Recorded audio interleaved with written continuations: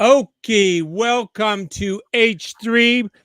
I am the acapellist, and with me is brother Scott Sweetman, and we have another episode of H3 for you. What are we going to learn about tonight, Scott? You look like you're in Hawaii. Look at that. This beautiful background, sir. You noticed that. I didn't know if you would notice, but yeah. Remind me to tell you why. This is a hint about next week's show. Ooh, all right. Sneaky. Okay. So don't let us sign off without explaining why I'm in Hawaii tonight. Okay. Or maybe it's Fuji. I don't know, somewhere. Anyway, right. So we're going to be talking about pride and self-esteem again. We didn't finish that talk last week. But I first have to explain something and throw in an apology. I don't know. I'm sure you remember. You have the most amazing memory of any person I've ever met in person, actually.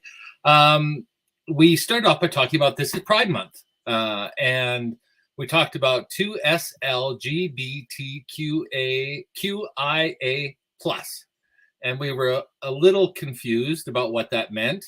Two-spirit, lesbian, gay, bisexual, transgender, queer, and or questioning, intersex, and asexual. That's what it means. And the plus reflects the countless affirmative ways in which people choose to self-identify. So it's kind of the open-ended, whatever other people want to identify as. Anyway, you and I got talking about what intersex was and what that meant. And I said, well, I think it's, I got a hermaphrodism, right? Yes. And I found out after the show in doing some more research and in talking with people that that's actually considered a derogatory term now. Oh, intersex is or hermaphroditism. They're calling somebody a hermaphrodite is because it's and I was correct when I said it comes from a Greek myth, and that's where the offensive part comes from, because it refers to an imaginary or mythical creature, right? Oh, okay. But these are real people. They're not imaginary in any way. Right. And, they have a unique personality and value as human beings. So referring them to, an imaginary character is not so cool. And it's actually a derogatory term now. So my apology to any intersex people that may watch our show. I did not know that. And there was a really interesting story about how it used to be a medical term. And it was really popular 1920s, 1940s. And there was a whole history of how that changed and sort of, the connection to the whole idea that somehow that this was abnormal or, associated with the whole freak culture. And I use that in the whole sort of Barnum and Bailey idea that anyone with any characteristics other than sort of the textbook norm or stereotypical norm was somehow different and was classified as being not human or not normal. And certainly intersex people are human beings just like me and you and deserve the same kind of rights, privileges, and love that we give to all people. So I found that interesting, thought I would share it. Hermaphroditism is not a polite word, and we should be using intersex. So that's all I have to say about that. We'll let all right. That is, we're clear on that now. And we are. I don't know if, but it was important. I was a little shocked that I had stumbled into something. And I guess that's where maybe a little bit shows my age. I don't know, my educational background. I studied religion and mythology. And of course, that was where my brain went first off. It was a medical term, but not appropriate now. So last time we talked about pride. Do you remember what we talked about? 2 types of pride? Well, now that you've told everybody that I have an amazing memory, I sure as hell better remember. But no, I don't. 2 types of pride. Oh, yes. Yeah. So pride in like oneself and not in a that I'm better than you or that kind of thing. Just kind of valuing yourself for your what you have and your capacities and those kind of things. And the other is pride, like where you are using it as a tool to isolate or to say I'm better than you, kind of a thing, right? Is that correct? Yeah, they're called hubristic pride. That's the one where basically it's rating yourself against others. Right. Or the belief that somehow you're naturally superior to someone else. Right. And the other type of pride is authentic pride. And that's a measure of your success against yourself. So, for example, if you win a lottery, that's not authentic pride. You may feel happy, but you didn't do anything unless you believe that you somehow scientifically or through your own ability predicted those numbers. But if you're like me and you just fill out a thing and never win anything, that's not true. I won a car once. But yeah, so that's not. But if you win a race, because you've trained hard, then that's authentic pride. Right? I understand. But if you say, oh, well, of course I'll win the race because I'm naturally a better athlete than these people, that's hubristic pride. That makes sense. Right? If you think about it, the authentic pride is a pride in yourself, but it's really kind of more focused on like what your personal best is, right? And so there is no comparison to it, right? If you have pride in, gee, this race, like I ran it 2 years ago and I was 2 hours and 12 minutes, and this time I was 2 hours and 7 minutes. That's a personal best. That's authentic pride. I have improved through my training and nutrition and whatever kind of a thing, right? That I am doing better at this than I was previously. Good for me. Well, and I thought about it after we talked last week, and you and I teach young people about authentic pride through the shooting sport that we are involved in through IPSC, because you compete against yourself, really. I mean, when you go to a tournament, they rank your different times and hit factors and things. But ultimately, we teach the youth, and the sport is about you're competing with yourself. Can I improve my time? Can I improve my accuracy? Can I improve, my strategy in running the course? And so we know the mental health benefits of learning to, like you said, strive to do your personal best rather than setting artificial goals or goals that are, relative to being better than somebody else, because there's always somebody that's better, faster, taller, shorter, whatever metric you set. There's always another person that will have more or less of whatever that is, right? So it's a false metric where we come up with the idea of hubristic pride. So one thing I found really interesting is why do you think we have these emotions?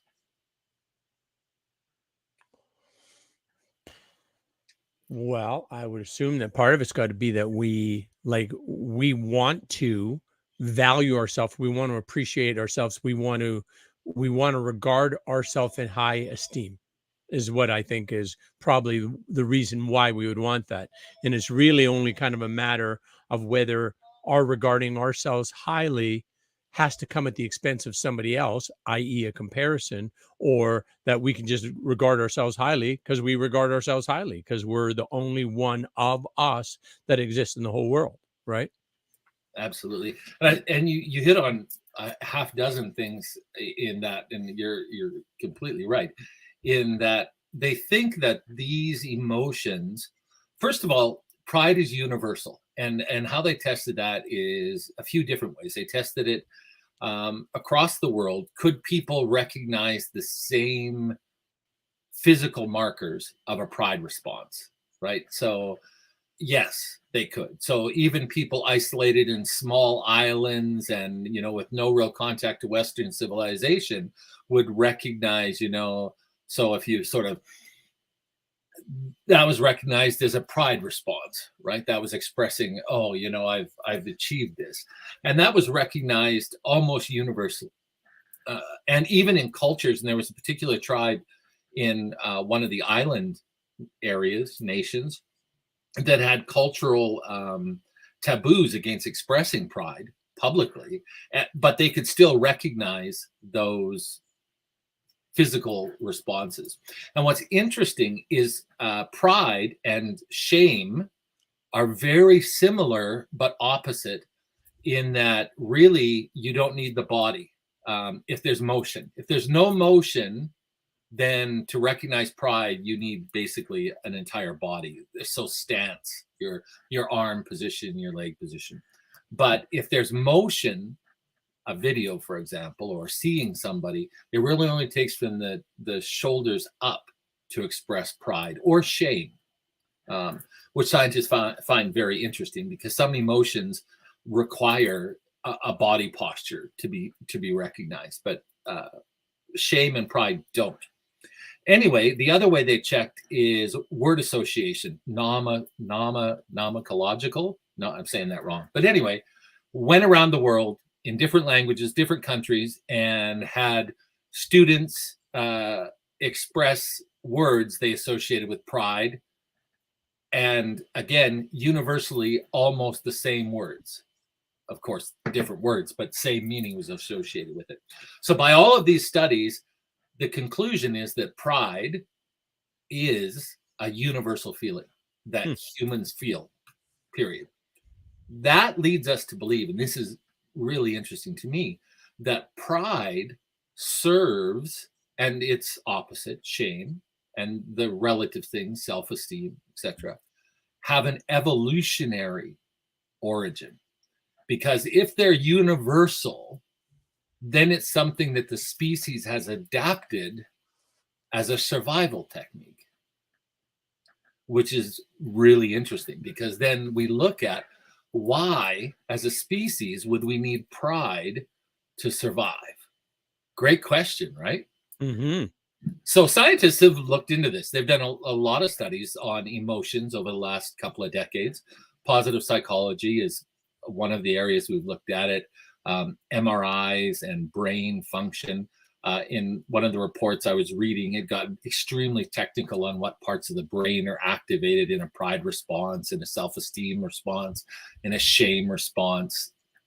Incredible research. So can you imagine, and I have to first of all say that I couldn't, I had to read it. Can you imagine what evolutionary situation might have required us to develop a pride response? No. Me Enlighten either. me. Yeah. Well, what sort of led them down the path is they started to look at the difference between authentic pride and hubristic pride, and what those things, what they have a result. And they found that they both had a societal response. So often people who were considered of a higher status exhibited either authentic pride or hubristic pride. And it was associated by the viewer or the person making the assessment as the person who exhibited pride markers as somehow being a bit superior, a bit higher in authority or social rank than somebody who doesn't.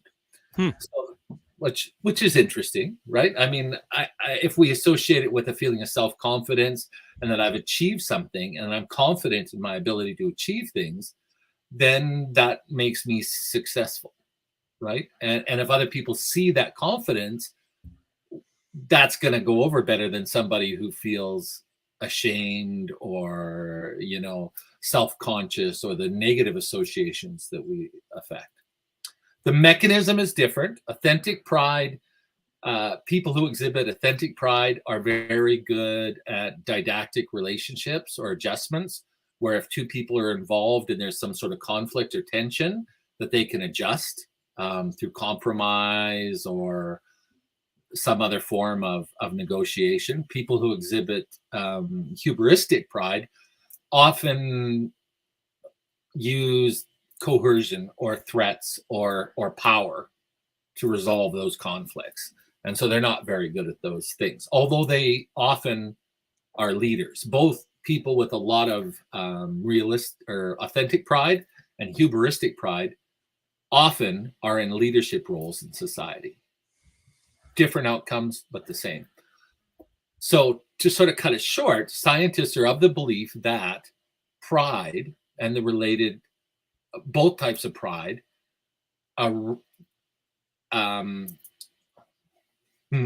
evolved out of when we became social, when we started to interact in groups, when we had to, when it's a family group, that's a smaller group. But once we started to develop clans or herds or people, whatever a small group of people is called, that intersocial interaction became very important. And so did a hierarchy, leadership, who has the authority or the right to make decisions that may lead to the extinction or the continuation of the particular people. So scientists believe that that's the function that pride and shame serve in evolution. What do you think about that, Al? You willing to buy that, or? Well, I'm not sure I understand the shame part. So you're saying the people that have pride, whether it's authentic or hubristic, are often leaders. And what does that mean then? The people that have shame are not. Is that Well, yes, is that what you're saying? because shame is considered emotionally the opposite of self-esteem, Right. right? Right. Okay. So And I guess if shame is saying I am bad, pride is saying I am good. Right. yeah, Yeah. basically. So at the heart of self-esteem is pride, right? Okay. But if we look at it historically, especially in religion, pride is the worst of all sins, right? There, it is number one. Thomas Aquinas, Aristotle in ethics. Pride is bad. It is the downfall of people. But also, some of them are very clear to make a distinction that authentic pride, like Aristotle, was very dismissive of people that didn't recognize their own value. Especially scholars and other people who considered themselves in a position of knowing or authority. If they didn't recognize their value as a human or whatever they were trying to be, he dismissed them wholeheartedly, just not even worth his consideration. Biblically, again, when pride is based on that internal feeling of, I've been righteous, I've been kind, I've been good, I've followed the prescribed things. It's in Buddhism, it's in Islam, it's in Christianity, it's in all of the major religions, that pride is a sin on one hand, but self-esteem, if it's internal, is good. Right?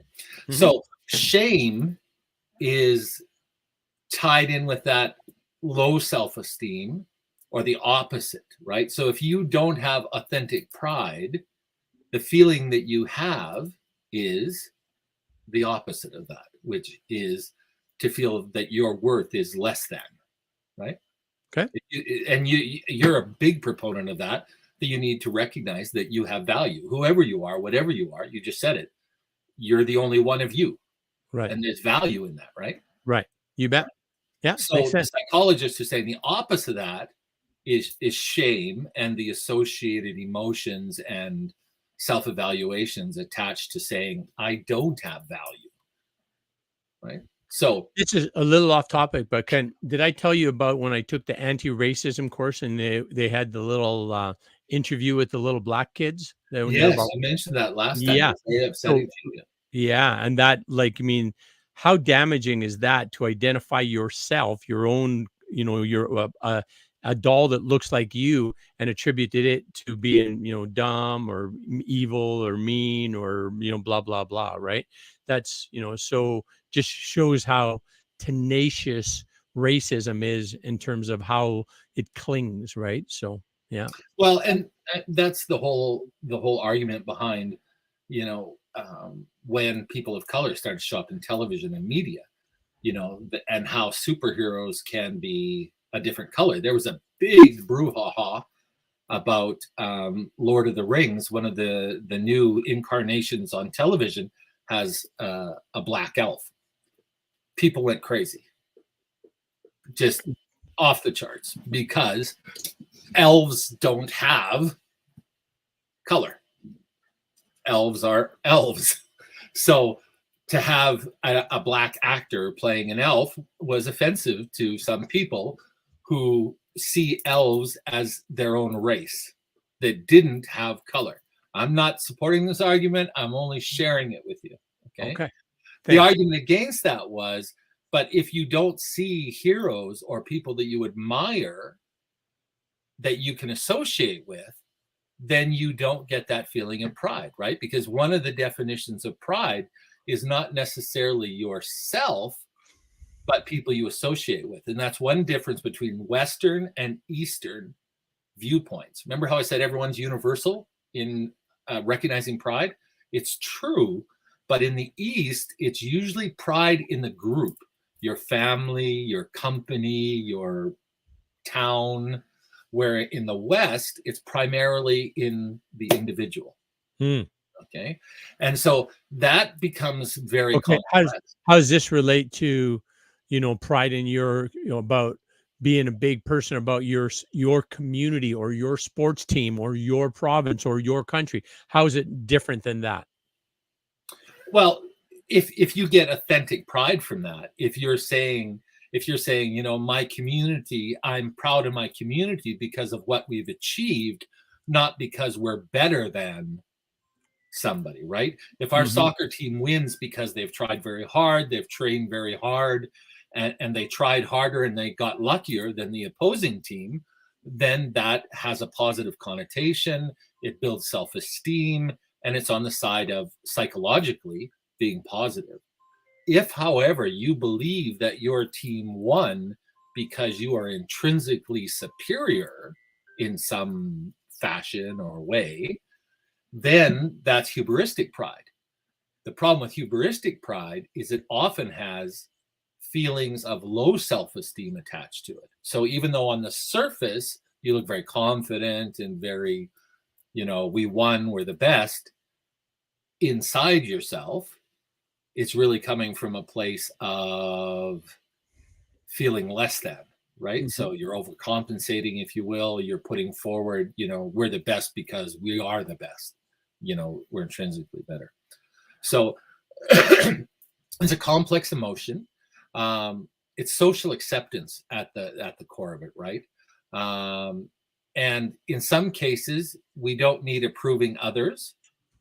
We, as you said, we need to approve of ourselves or of our community, and not a favorable or an unfavorable comparison with others. Then we get into the hubristic pride, shame, all of those feelings. That makes sense? Yep. Okay. I understand. Okay, so self-esteem and pride, authentic pride, is associated with extroversion, agreeableness, conscientiousness, emotional stability. Hubristic pride is associated with narcissism, low self-esteem, highly fluctuating self-esteem, which is a problem for mental health, aggression and hostility. And those traits are proven in study after study that, if the pride is authentic, then we have a positive association with other mental states. If it's hubristic, then we have those aggression, hostility, fluctuating self-esteem, etc. Okay. Ultimately, I think where this takes us is that when we have authentic pride, we suffer less from social anxiety, social phobia, loneliness, and those with a high trait in hubristic pride tend to experience psychological maladaptations, which are shame, low self-esteem, that often takes the form of hostility, self-harm, harm of others, and a lot of emotional trauma is tied in with that. So ultimately, we find that authentic pride helps the individual and or the community with associated positive psychological traits and behaviors. So people in authority with authentic pride tend to be kinder, tend to be more cooperative, tend to be more negotiative in the outcomes, more concerned about everyone else's situation, where people with hubristic pride tend to rule by cohesion, by threats, by dominance, and usually physical. It comes down to, a bigger army, a larger police force, more intimidating uniforms, all of those types of hubristic pride. And when you start to study it, it gets really interesting how visually we represent those things. And there's a bunch of studies on uniforms, and you mentioned sports. So sports teams, do the uniforms and colors reflect an authentic pride, or are they trying to dominate and say that ultimately we're better than you? You know, and if you think of sports teams, often like in school, we were the Bentley Panthers, right? And they show this big snarling panther head.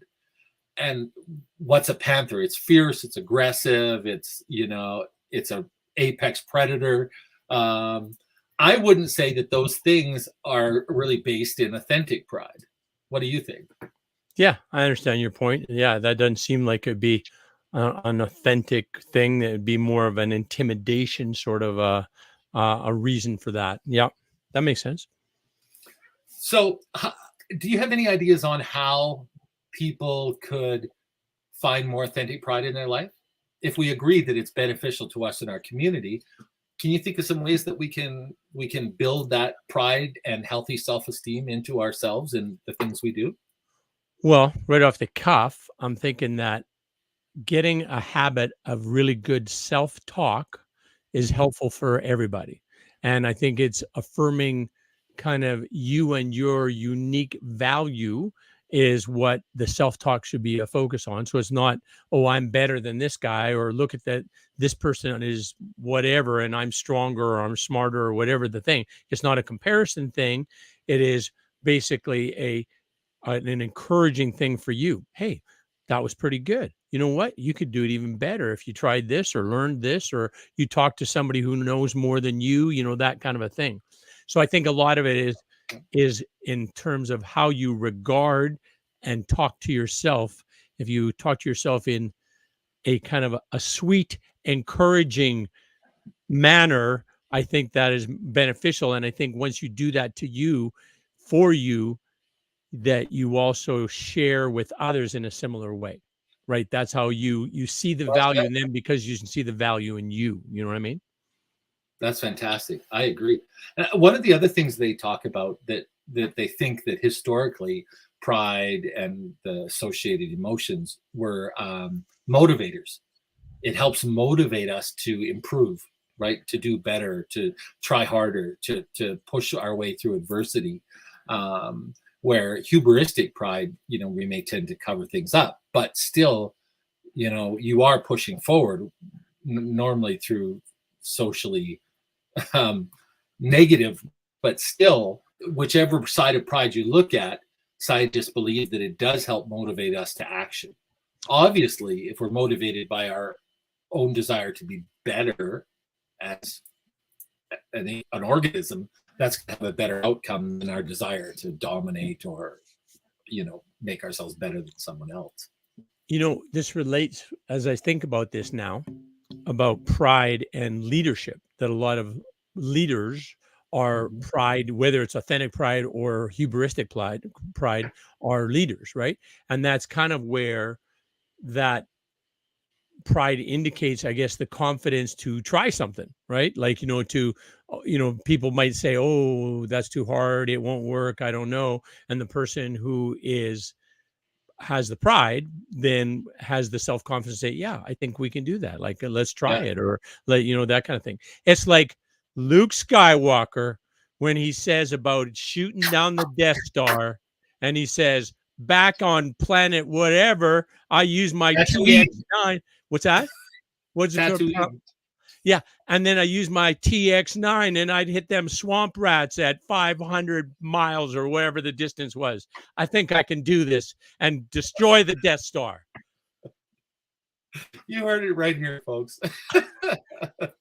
It's true. One of the things that kind of authentic pride is the fact that there is a great desire to help others feel that same feeling, right? Where hubristic pride is you don't want anyone else to actually challenge you because you fear that you might lose. So you avoid challenge. You stack the deck in your favor, right? You only come out on top when you know you can win. Like you said about taking chances and saying, you know, let's try this, the Luke Skywalker thing, right? If you were a leader based on hubristic pride, or that's what you had, inside of yourself, you wouldn't put yourself in that because you might miss, right? And then other people would judge you and you would lose that false sense of pride. Right. Where from an authentic point, you're like, yeah, I believe in myself and I can do that, or I believe in my group and I can do that. What do you think of this relationship business? You know, and I work together. We're out there trying to, you know, build a business that helps the community and has an authentic benefit to the people involved. How do you think we can learn from this or incorporate this? Well, or can we? Is that reaching too far?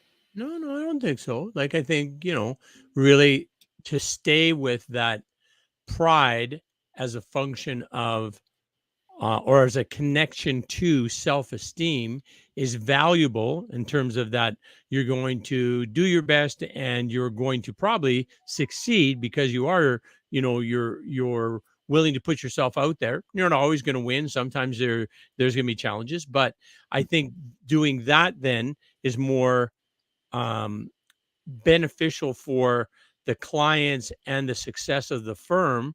And you basically put aside comparing, right? You're not comparing yourself with others and saying, oh, well, they don't know how to do it, and look how look how we do it, that kind of thing. Just like you don't even have to comment on them. Do your thing, do it the best you can, and the results will follow.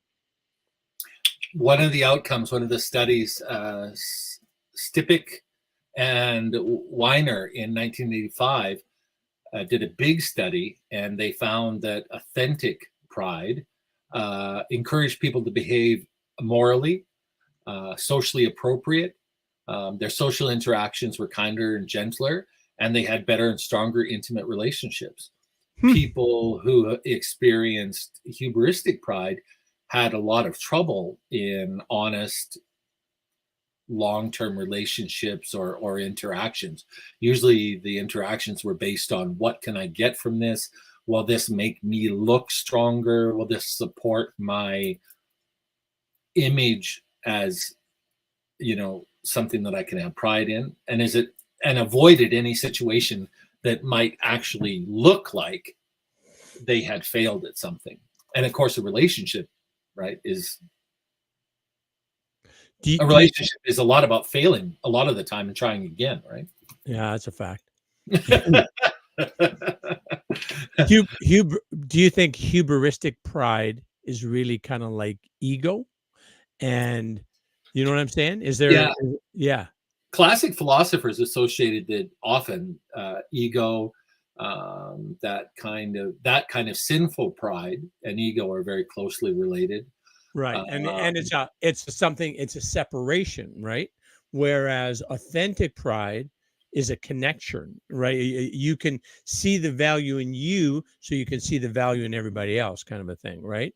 Just maybe that value is just value as a human being, kind of a thing, and that's great. That's enough right there, right? So that's really interesting. And what sort of kicked off in me was thinking about what's, when I try and achieve something, what's motivating that achievement? Like, am I trying to achieve it so that I have a sense that I've attempted something and I've done what it takes to better myself to attain that? Or am I doing it so that I can say, oh, look, I've done that, right? right. I won that, or I accomplished that. Look at me. That's sort of how I mentally think of it. Like, one is sort of that quiet, and Buddhism has some really interesting tenets on this, and they call it the shackles. So hubristic pride is translated as 7 shackles, 10 shackles. One of the things that hold you to attachment, that don't let you attain unattachment. And they consider that sort of false pride or hubristic pride one of those things, that when you have that, you can't attain enlightenment because it's actually holding you to the world of regret and attachment and all of those things. So each religion has quite similar ideas, although worded differently and approached from a different perspective, which I think is really interesting. Because psychology is kind of falling in step with religion, which is interesting. But I think it all comes out of religion is a human need. I'm of that school of thought that whether it's an organized religion, whether it's a spirituality, whether it's a whatever you call it, I think that human beings are very spiritual in nature, which to me, religion, academically, I know they're different, but internally for me, Scott Sweetman, spirituality and religion are interchangeable. It's just a format, if you will, right? Yeah. One is DOS and one is, Mac. Right. Really. Okay. Would you say that? Would you say that intrinsically we're all spiritual?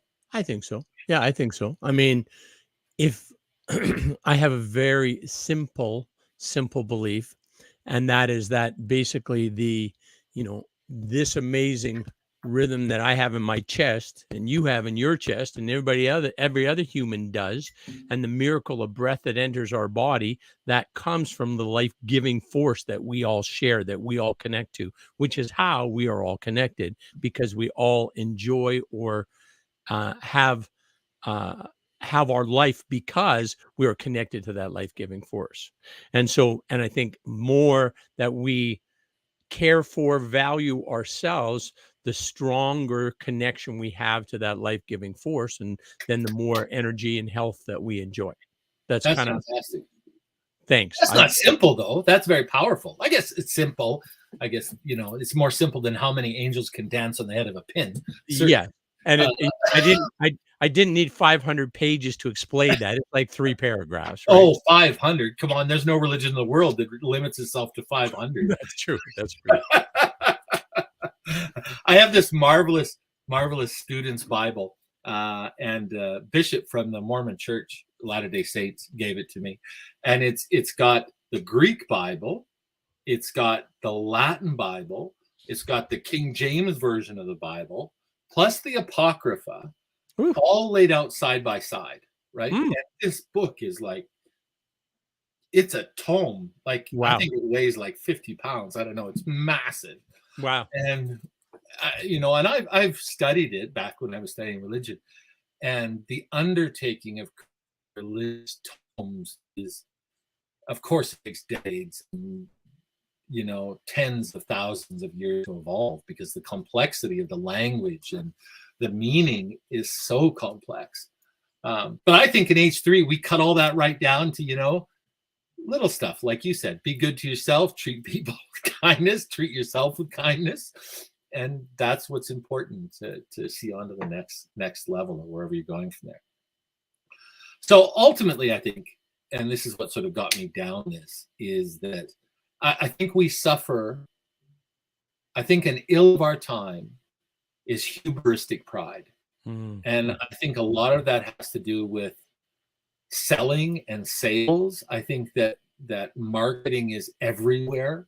That if you buy this product, you'll be sexier, you'll be better looking, you'll be smarter, that you can attain all of these things in relation to somebody who doesn't have these things, right? When you say that sort of at the basis of, I know you don't watch much TV, you watch what I watch, but being in marketing, we're exposed to it all day long. And, it's becoming less popular. More brands are more concerned about being authentic to themselves. Like there was a whole push in the 90s to be authentic, not to virtual signal, but that just meant to, actually go, that your VP actually went to the rainforest and volunteered instead of sending a check.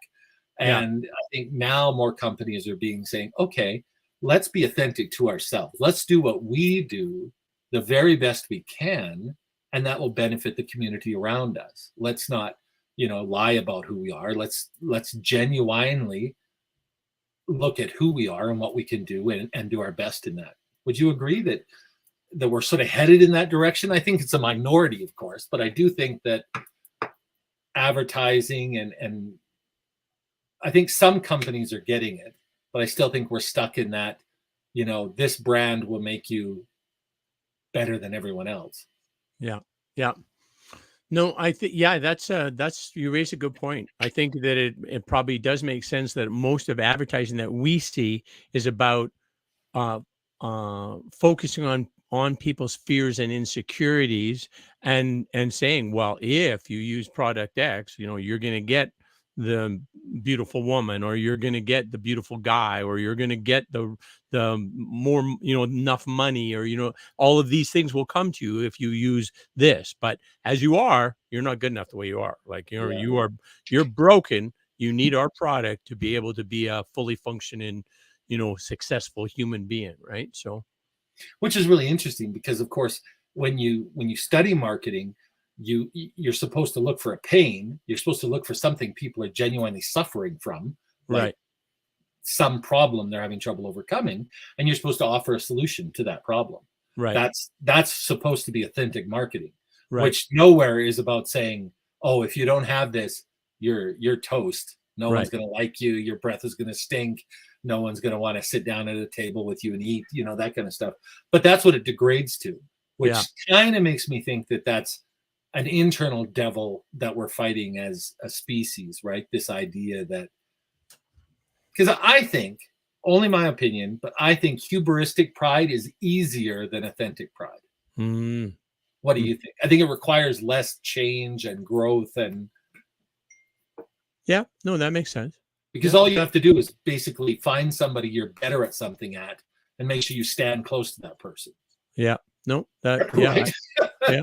I mean, that's oversimplified, but yeah, no, that's valid. Yeah, that makes sense. Yeah. Whereas the other one, especially if you're comparing against yourself, then that's what really, pride in yourself and what you can do, or how you're growing, right? That you're making progress in a certain way. You can still have a lot of pride and value yourself, even though perhaps you identify where there's areas where you want to improve or get better at, right? That doesn't mean you're less than. That means you're still growing as a human being and still learning, like, which is what we should do until the day we die, is learn something new, right? So there's a big argument ongoing in education, and it's still going on, about high risk testing, high stakes testing. So, a lot of people feel that we have to have these high stakes tests. We need to rate the students, and we need to rate the teachers, and we need to rate the schools, and we need to compare them so we know who's doing their job, who's, and to me, that just seems completely anti-education.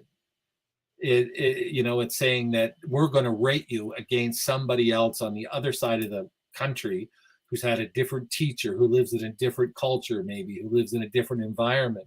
And we're going to give you no points for being authentic and valuing who you are, or your community, or, you know what I'm saying? yeah. Which No, I think ties into, something is passionate to you. And that's our indigenous, not that it's not passionate to me, but comparatively, I don't spend as much time and energy on it as you do. And that's our indigenous community, right? And that's part of the problem, is when settlers came here, there was no intrinsic value given to the culture and the people that were here. It was just, we're better, you're going to change, we're going to make you better, we're going to make you like us, right? Right. And I don't think all the blame can be on those individuals. That was the belief at their time. I mean, we can blame the time, we can blame that, people who didn't say, no, this isn't right, although I'm quite sure people did. My grandmother was a teacher in 1900, and she actually got an education degree, which was really unique for a woman, especially to teach in, Bentley, Alberta, a small community. And she was quite enlightened. I still have most of her textbooks and notes and things she's written, and she could go to university now and do very well in education. But that's an individual, right? So I think it's complicated, but I do think that valuing other people and cultures has caused a lot of human hurt and a lot of suffering throughout time. So on one hand, we have it because we needed it, if the scientists are right? Pride, and even hubristic pride, arises from a need, for survival need, for leadership, intersocial relations, but it causes a lot of pain and hurt for people too. Mm-hmm. How do you think you can square those things? Is it just the nature? Yeah, no. Yeah, I think I'm following what you're saying, and I think it is sort of where, if it's continued to flow from an authentic pride, then people would really be focused on, you and I and everybody else would be really focused on our journey and how we're growing and how we're developing and how we're attracting those things into our lives where we can make a difference, or we want to make a difference, or the unique contribution that we can make, because every one of us has a whole different experience we've had up to this moment in time. The people we've met, the lessons we've learned, the experiences we've had, good and bad, have shaped who we are. And there's not another Scott Sweetman in the whole world, right? There's nobody that's had the same package of experiences that you've had. And there's not another Alan Friesen that has had exactly the same experiences and what I have learned, etc. And so focusing on, again, kind of your journey and your growth and development, and being authentically proud, or having high self-regard for yourself in terms of what you can do, and what maybe even to identify what things are you need other people to do because they just have better talent at it, right? And that's great to be able to say, hey, my friend Henry knows how to do this because I don't. I'm going to engage him to help me with this, right? So, yeah. That's absolutely right. And one of the things I struggle with, and this is not being politically correct, but being honest, is I'm a white middle-class male. I can't apologize for that. It's just who I am, right? So I recognize that white middle-class males have done lots of bad things. I've done bad things, not intentionally, and I haven't, done things like residential school bad. I stole a chocolate bar when I was a kid. I've lied to some people growing up, hurt people, in relationships. That's all true.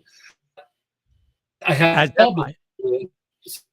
I think we all have, but being a white middle-class male, European male, I have problems because on one hand, I am sort of told that we're the root of all evil, or we're the privileged, we're the herders, we're the, all of these things. But on the other hand, I, for my own mental health, I have to be proud of who I am and genuinely believe that I'm a good person and that I can be an agent for change and growth, So I don't feel shame that I'm a white middle-class male. It's just what I am. I didn't make a decision to be that. It's what I am. I'm not ashamed of it. I'm proud of my family. I'm proud of my heritage. It doesn't mean that I don't think people who are not me shouldn't be proud of themselves. So I think that I have a very authentic pride in who I am. So I acknowledge that a lot of hurt and stuff has been caused by people like me, and I've probably caused my own fair share of hurt and trouble too. But that's a hard act to balance, right?